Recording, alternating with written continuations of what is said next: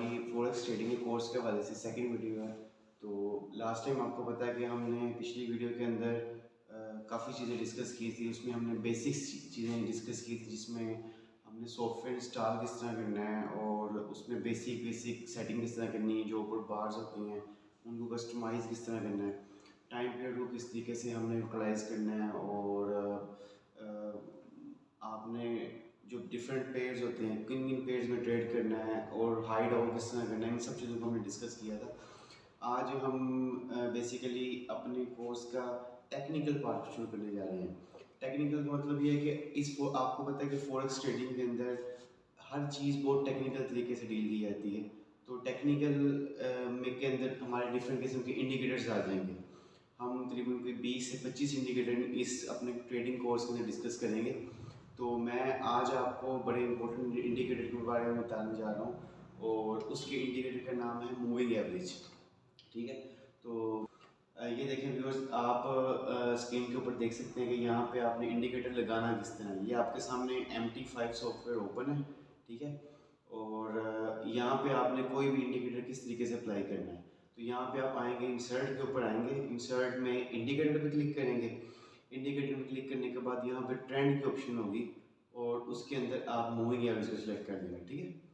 अब जैसे आप मूविंग एवरेज को सिलेक्ट करेंगे ना, इसमें डिफरेंट किस्म के पैरामीटर्स शो हो रहे होंगे। यहाँ पे जो पीरियड की ऑप्शन है वहाँ पे आप लेट्स सपोज हम 30 डेज की मूविंग एवरेज में डील करते हैं, तो इसको हम 30 सेलेक्ट कर लेंगे यहाँ पे, ठीक है। सिंपल रखना है आपने, यहाँ पे डिफरेंट मूविंग एवरेज भी होती है, लेकिन आपने सिंपल के ऊपर क्लिक रखना है। और कलर को हम अपनी मर्जी से चेंज कर सकते हैं। तो 30 डेज की मूविंग एवरेज कलर हम रेड रख लेते हैं और इसको ओके कर देते हैं, ठीक है। आप देख सकते हैं कि आपकी कंप्यूटर स्क्रीन के ऊपर ये रेड कलर की एक लाइन अपीयर हो गई है। यहाँ से हम स्क्रीन का व्यू बिल्कुल क्लियर कर देते हैं, ठीक है। और यहाँ पे आप देख सकते हैं कि आपकी स्क्रीन के ऊपर ये रेड कलर की लाइन शो हो रही है, ठीक है। अब इसको किस तरीके से यूटिलाइज करना है। मूविंग एवरेज बेसिकली ये होती है कि average price of any trading instrument, ठीक है, उसकी एवरेज प्राइस क्या होती है। लेट्स सपोज आपने किसी 5 नंबर की 5 नंबर की एवरेज निकालनी हो, तो आप 5 नंबर को ऐड करेंगे और उनको 5 पे डिवाइड कर देंगे, ठीक है। तो आपके पास एक नेक्स्ट नंबर की 6ठे नंबर की मूविंग एवरेज निकल आएगी, ठीक है।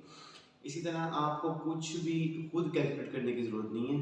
इंडिकेटर के अंदर MT5 के अंदर ये ऑप्शन अवेलेबल है कि आप मूविंग एवरेज को यहाँ से सिर्फ सेलेक्ट करेंगे, उसका सिर्फ पीरियड डिफाइन करना है। पीरियड सबसे इंपॉर्टेंट चीज़ है, ये मैं आपको बाद में डिस्कस करूँगा कि पीरियड किस स्ट्रैटेजी के मुताबिक कितना पीरियड रखना है, ठीक है। तो अभी सिर्फ ये है कि आप यहाँ पे 30 डेज़ की आपने मूविंग एवरेज सेलेक्ट कर ली।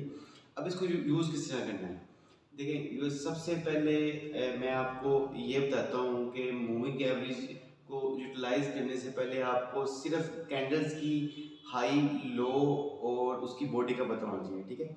लेट्स मैं ग्राफ को थोड़ा सा जूम इन कर लेता हूँ, ठीक है। यहाँ पे आप देख रहे हैं ये कैंडल्स जो है ना, इसमें कैंडल की सबसे ऊपर जो हाईएस्ट पॉइंट होता है ना, उसको हाई कहते हैं, और सबसे लोवेस्ट पॉइंट जो होता है ना, उसको लो कहते हैं, ठीक है। ये तो सिंपल से कोई भी कैंडल होगी उसका एक हाईएस्ट पॉइंट होगा, एक लोवेस्ट पॉइंट होगा, ठीक है। कैंडल की अगर एक कैंडल सेल की है, जिस तरह यहाँ पे आपको शो हो रही है कि ये वाइट कैंडल जो है ना वो सेल की कैंडल है, ठीक है। अगर सेल की कैंडल है, इसको बेरिश कैंडल भी कहते हैं। सेल की कैंडल है तो एक चीज़ ना, ऊपर से मार्केट नीचे वो गिरी हुई है, तो इसका मतलब इसका ओपनिंग पॉइंट ऊपर होगा और इसका क्लोजिंग पॉइंट नीचे होगा, ठीक है। तो ये जो पॉइंट है ना, ये इसका ओपनिंग पॉइंट है और ये जो नीचे है ये इसका क्लोजिंग पॉइंट है, ठीक है। सेल की कैंडल में ऐसे होगा। और जैसे ये बाय की कैंडल है, तो बाय की कैंडल में लो और हाई बिल्कुल एज इट इज होंगे जैसे सेल की कैंडल में होते हैं, लेकिन इसका ओपनिंग पॉइंट नीचे से होगा और हाईएस्ट पॉइंट ऊपर होगा, ठीक है। तो इसको बुल कैंडल भी कहते हैं। आपको पता है जब भी कभी बुल किसी को हिट करता है ना, तो नीचे से वो ऊपर की तरफ उसको हिट करता है, ठीक है। और जब बियर किसी को हिट करता है गिराता है तो ऊपर से नीचे की तरफ गिराता है। तो ये दोनों लफ्ज़ बुल और बियर जो है ना, बीरिश मार्केट का मतलब कि सेलिंग की मार्केट है और बुल मार्केट का मतलब है कि बाय की मार्केट है, ठीक है। तो बाय के कैंडल के अंदर हमेशा ओपनिंग पॉइंट नीचे होगा और क्लोजिंग पॉइंट हमेशा ऊपर होगा, ठीक है। तो अब मैं आपको बताता हूँ कि मूविंग एवरेज को यूज़ किस तरह करना है। सबसे पहले मैं आपको बहुत बेसिक से ट्राई करूँगा समझाने की। और सबसे पहले आपने करना क्या है कि आपने देखना है कि जिससे मार्केट जो है ना वो किस पॉइंट पे खड़ी हुई है, ठीक है। जब भी कभी मूविंग एवरेज को, जब भी कभी आपकी कैंडल्स जो है ना वो मूविंग एवरेज को टच करेंगी ना, आपने एक्टिव हो जाना, यहाँ पे ट्रेड बनती है। ठीक है, यहाँ पे लेट्स सपोज ये देखें कि यहाँ पे कैंडल्स जो है ना मूविंग एवरेज को टच नहीं कर रही, ये अवे अवे अवे, यहाँ पे जैसे ही कैंडल ने मूविंग एवरेज को टच करना शुरू किया ना, तो यहाँ पे आपने एक्टिव हो जाना कि एक आपकी एंट्री बनती है। एंट्री लेनी नहीं है, अभी मैं बताऊंगा किस पॉइंट पे एंट्री लेनी है, सिर्फ आपने एक्टिव हो जाना है कि यहाँ पे एक एंट्री बनती है आपकी। ठीक है, आपने सारे काम छोड़ देने हैं और सिर्फ ये है कि आपने एक्टिव हो जाना कि एंट्री बनती है, और आपने उस कैंडल का वेट करना है जो टच किए बगैर मूविंग एवरेज को ना रिवर्स ट्रेंड की बने। ठीक है, जो टच किए बगैर मूविंग एवरेज को रिवर्स ट्रेंड की बने। ठीक है, यहाँ पे लेट्स सपोज ये देखें कि यहाँ पे इस कैंडल ने मूविंग एवरेज को टच किया है, इसने टच नहीं किया, ये कैंडल जो है ना इसने दोबारा टच किया। ठीक है, अब जैसे ही इस कैंडल ने मूविंग एवरेज को टच किया ना, तो हमने एक्टिव हो जाना कि ट्रेड बनती है। और जो कैंडल टच किए बगैर बनेगी ना रिवर्स ट्रेंड की, मतलब ऊपर से मार्केट नीचे आ रही है, तो जो कैंडल सेल की बनेगी ना उस कैंडल के अंदर हमने एंट्री अपनी डाल देनी है। ठीक है, तो जैसे ये वाली कैंडल जो है ना, ये वाइट वाली कैंडल, ये हमारा एंट्री पॉइंट है, तो यहाँ से हम सेल डालेंगे, इस पॉइंट से हम सेल डालेंगे। जैसे ही कैंडल क्लोज होगी, ये मैंने टाइम पीरियड H1 सेलेक्ट किया हुआ है। H1 का मतलब है कि हर कैंडल जो है ना 1 घंटे के बाद एक नई कैंडल बनेगी। तो यहाँ से जैसे ही कैंडल क्लोज होगी ना, ये आपका एंट्री पॉइंट है, और जैसे आप यहाँ से एंट्री डालेंगे ये नीचे सारा आपका प्रॉफिट है। ठीक है, तो ये आपने इस तरीके से इसमें एंट्री डाली। मैं दोबारा आपको बताता हूँ कि जैसे ही यहाँ से मार्केट नीचे से ऊपर इसने टच किया, आपने एक्टिव हो जाना, यहाँ पे ट्रेड बनती है। जो कैंडल टच किए बगैर बनेगी ना, वहां से आपने एंट्री डाल देनी है। ठीक है, तो इसने टच किया, इसने टच किया, इसने टच किया, ये सब ने टच किया, लेकिन ये वाली जो कैंडल है ना, ये टच किए बगैर बनी है। जैसे ही टच किए बगैर बन जाएगी ना, आपने यहाँ पे एक सेल डाल देनी है। तो यहाँ से जैसे आप सेल में ट्रेड डालेंगे तो ये सारा आपका प्रॉफिट है नीचे। ठीक है, और आपने उसके बाद जैसे आपने प्रॉफिट ले लेना, तो दोबारा आपने एंटर नहीं होना। आपने जैसे प्रॉफिट ले लिया सेल के अंदर, आपने अपने ट्रेड को होल्ड करना है, और जो आपने प्रॉफिट ले लिया उस प्रॉफिट को एंजॉय करें। अगर लैपटॉप बंद करना है तो बंद कर दें, नहीं तो ये है कि आप सिर्फ मार्केट को वॉच करें, आपने दोबारा एंट्री नहीं डालनी। अगर दोबारा एंट्री डालेंगे तो हो सकता है जो आपने प्रॉफिट लिया हो वो आपका वापस लॉस हो जाए, और आपका मतलब आपका नुकसान हो जाएगा उसमें। तो ये है कि आपने एक एंट्री के अंदर एक आपने इंडिकेटर के मुताबिक ट्रेड प्रॉफिट में काट लिया, तो अपना टारगेट आपका पूरा हो गया, आप इजी हो जाए। ठीक है, आपने नेक्स्ट टाइम वेट करना है कि जब दोबारा कैंडल जो है ना मूविंग एवरेज को टच करेंगी, फिर आपने एंट्री डालनी है। ठीक है, अब लेट्स सपोज हमने एक एंट्री यहाँ पे डाली थी, इस पॉइंट पे डाली थी, और उसके बाद हमने अपना प्रॉफिट लेके आपने वेट किया, ये कैंडल ने दोबारा टच किया इन सब कैंडल ने, ये कैंडल जो है टच किए बगैर बनी थी, तो इस पर हमने दोबारा एंट्री डाली, हमने दोबारा सेल के अंदर प्रॉफिट बनाया। ठीक है, अब हमने दोबारा वेट करना है, ये कैंडल जो है ना इसने दोबारा मार्केट इस मूविंग एवरेज को टच किया है, तो हमने एक्टिव हो जाना, यहाँ पे ट्रेड बनती है, लगानी नहीं है अभी ट्रेड। ठीक है, इसने भी टच किया है, इस कैंडल ने भी टच किया है, इस कैंडल ने भी टच किया है, ये सारी कैंडल्स टच की हैं। हमने उस कैंडल का वेट करना है जो टच किए बगैर बनेगी और रिवर्स ट्रेंड की बनेगी। अगर मार्केट नीचे से ऊपर आ रही है, बुल मार्केट है, तो हमने बाय कैंडल का वेट करना है।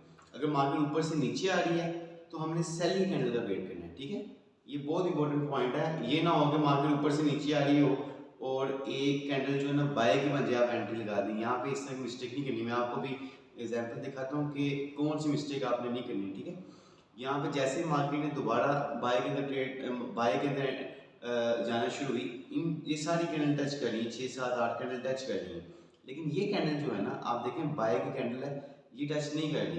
तो ये यहाँ पे हमारा जो है ना वो एंट्री पॉइंट है। तो यहाँ से जैसे आप एंट्री डालेंगे, H1 की कैंडल जैसे क्लोज हो गया, आपने फॉरवर्ड बाय में एंट्री डाल देनी है। एक घंटा आपको होल्ड करना पड़ेगा, उसके बाद अल्टीमेटली आप देखें मार्केट जो है ना वो बाय में चलेगी। ठीक है, तो ये सारा आपका प्रॉफिट है। तो इसके बाद जो है दोबारा आपने वेट करना। अभी करंट पॉइंट पे जहाँ मार्केट खड़ी हुई है ना, तो कोई मूविंग एवरेज यहाँ पे है और कैंडल दूर है, तो आपने अभी कोई एंट्री नहीं करनी, सिर्फ मार्केट को वॉच करना है और बाकी जो भी काम आप करें। लेकिन ये कि अल्टीमेटली आपने जब भी टच करेगी तब एंट्री डालनी है। ठीक है, हम थोड़ी सी प्रीवियस हिस्ट्री भी इसमें देख लेते हैं। ठीक है, ये देखिए यहाँ से मार्केट जो है ना बाय में बुल मार्केट होनी शुरू हुई, ये बाय बाय बाय के अंदर आना शुरू हुई। इस कैंडल ने जो है ना इस मूविंग एवरेज को टच किया है। मैं आपको बताया था कि जब भी कभी कोई कैंडल मूविंग एवरेज को टच करेगी ना, तो आपने एक्टिव हो जाना, ट्रेड बनती है। ठीक है, इस कैंडल ने टच किया है, इसने भी टच किया है, ये वाली कैंडल भी टच कर ली, ये भी टच कर ली, लेकिन ये जो कैंडल है ना ये टच किए बगैर बनी है और बाय के अंदर क्लोज हो गई है। ठीक है, मैंने आपको बताया था जब नीचे से ऊपर मार्केट आएगी तो आपने उस कैंडल का वेट करना है जो टच किए बगैर बाय की कैंडल बनी है। ठीक है, तो यहाँ पे एक बाय की कैंडल बनी, यहाँ से जैसे ही कैंडल H1 के मुताबिक क्लोज होगी ना तो आपने फ़ौरन इसमें एंट्री डाल देनी है। ठीक है, जैसे आप एंट्री डालेंगे तो ये सारा आपका प्रॉफिट है। ठीक है, उसके बाद क्या करना है, जैसे आपने प्रॉफिट ले लिया आपने मार्केट में दोबारा एंट्री नहीं डालनी जब तक आपको नेक्स्ट सिग्नल ना मिले। नेक्स्ट सिग्नल आपको पता है इन सब में से कोई आपने कोई 20-22 आवर्स वेट किया क्योंकि इसमें किसी जगह पे मूवी एवरेज को कैंडल टच नहीं कर रही। तो उसके बाद यहाँ पे टच किया, ये टच किया और ये टच किए बगैर सेल में क्लोज हो गया तो यहाँ पे एंट्री डालनी है। ठीक है, इसी तरह पीछे हम थोड़ा सा और हम किसी और टाइम पीरियड में देख लेते हैं। हम H4 में लेट्स सपोज इसको वॉच कर लेते हैं। ठीक है, H4 में भी ये देखें कि जैसे ही ये नीचे से मार्केट ऊपर आना शुरू हुई, ठीक है, और जैसे ही ये कैंडल टच किए बगैर बनी ना तो यहाँ पे हमने एक एंट्री डाल देनी है और जैसे हम यहाँ से एंट्री डालेंगे बाय में तो इस सारा हमारा प्रॉफिट है। लेकिन आपको ये याद होना चाहिए कि अगर आप H4 में एंट्री डाल रहे हैं ना तो एक कैंडल 4 घंटे के बाद नई कैंडल बनेगी। तो आपको हो सकता है कि 4 से 8, 12, 16 घंटे वेट करना पड़ जाए, लेकिन आपने अपनी स्ट्रेटजी पे फोकस्ड रहना है। अगर स्ट्रेटजी के मुताबिक आपको लॉस होता है तो कोई इशू नहीं है, हम लॉस को कवर कर लेंगे। लेकिन ये कि आपने स्ट्रेटजी से ना आपने लेफ्ट राइट नहीं होना, आपने स्ट्रेटजी के ऊपर फोकस रहना है और जैसे ही आपको ट्रेड के मिल जाए आपने एंट्री डालनी, जैसे ही आपको प्रॉफिट मिल जाए उसके बाद आपने मार्केट के अंदर से एग्जिट कर देना। ठीक है, तो ये आपको मैंने आज मूविंग एवरेज के अंदर ना आपको मूविंग एवरेज समझा दी है कि किस तरीके से इसमें ट्रेड करनी है। और इसमें मेरे ख्याल में कोई और पॉइंट जो है ना वो तो नहीं अभी रहता।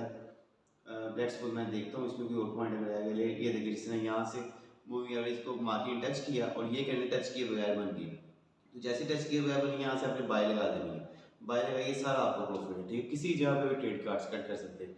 आपको ये गैप जो नजर आ रहा है ना ये बेसिकली जो वीकेंड होते हैं ना, लेट्स सपोज फ्राइडे को आपको पता है मार्केट क्लोज होती है रात को पाकिस्तानी टाइम के मुताबिक 2 AM के ऊपर क्लोज होती है। ठीक है, और मंडे को दोबारा मार्केट ओपन होती है। इन 2 दिन के अंदर ना मार्केट में जब जैसे ही फ्राइडे को क्लोज होती है और मंडे को ओपनिंग होती है ना मार्केट की, तो उसके दरमियान अक्सर गैप आ जाता है। ठीक है, अब गैप आने की वजह क्या है ये मैं आपको किसी और दिन एक्सप्लेन करूंगा, ये भी काफ़ी टेक्निकल चीज़ है तो इसको मैं आपको एक्सप्लेन करूंगा। लेकिन ये कि जैसे ही ये मार्केट यहाँ से देखें बाय के अंदर क्लोज हुई ना तो आपने यहाँ से एंट्री डाल देनी और इस सारा आपका प्रॉफिट है ऊपर। ठीक है, इस सारा आपका प्रॉफिट है। तो ये है कि इसमें कोई और चीज़ तो नहीं आई थिंक जाएगी। बिल्कुल ये देखिए यहाँ से मार्केट ने टच किया, इसने भी टच किया, कैंडल ने ये भी टच कर रही है, लेकिन ये कैंडल टच किए बगैर बनी और अच्छा यहाँ पे ना मैं आपको एक और चीज़ डिस्कस करता हूँ कि आपको मैंने बताया था कि आपने हमेशा उस कैंडल का वेट करना है जो कि अगर मार्केट नीचे से ऊपर आ रही है आपने बाय की कैंडल का वेट करना है जो टच किए बगैर बने। ठीक है, यहाँ से देखिए इस कैंडल टच किया, इस कैंडल टच किया, लेकिन ये छोटी सी कैंडल आप देख रहे हैं वाइट कलर की कैंडल, इस कैंडल ये कैंडल टच लाइन को टच किए बगैर आप हल्का सा इसको मैं अगर जूम इन करूँ ना और तो इस कैंडल ने जूम कर लेते हैं। हाँ जी ये है, तो ये देखें ये वाली कैंडल जो है ना ये टच किए बगैर बनी है लेकिन सेल की बनी है। मार्केट नीचे से ऊपर आ रही है लेकिन ये कैंडल टच किए बगैर बनी है लेकिन सेल की बनी है। तो इस कैंडल पे आपने एंट्री नहीं डालनी क्योंकि हमने ये रूल किया कि जैसे ही कोई कैंडल टच किए बगैर बाय की बनेगी ना आपने उस बाय कैंडल पे एंट्री डालनी है। तो यहाँ इस कैंडल का आपने वेट करना है, H4 है तो 4 घंटे आपने वेट करना है। इस नेक्स्ट कैंडल जो बाय की बनी है इस पे आपने एंट्री डालनी है। जैसे ही क्लोज होगी यहाँ पे क्लोज होगी यहाँ से आपने एंट्री डालनी है तो ये सारा ऊपर आपका प्रॉफिट है। ठीक है, आप ये चीज़ नोट कर लें कि जैसे H4 की कैंडल के अंदर आप एंट्री डालेंगे ना तो ये हो सकता है एक एक ट्रेड ही आपको पूरे मंथ का आपका टारगेट अचीव कर ले, तो ऐसा बिल्कुल पॉसिबल है।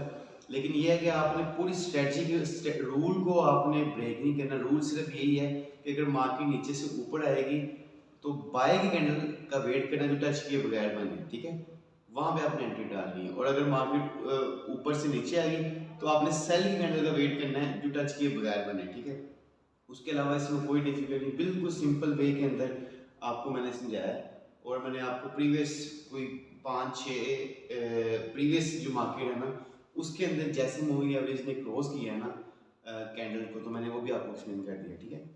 तो आई थिंक काफ़ी है, इस चीज़ मूविंग एवरेज को इतना एक्सप्लेन करना काफ़ी है। Thank you for watching. अल्लाह हाफिज़।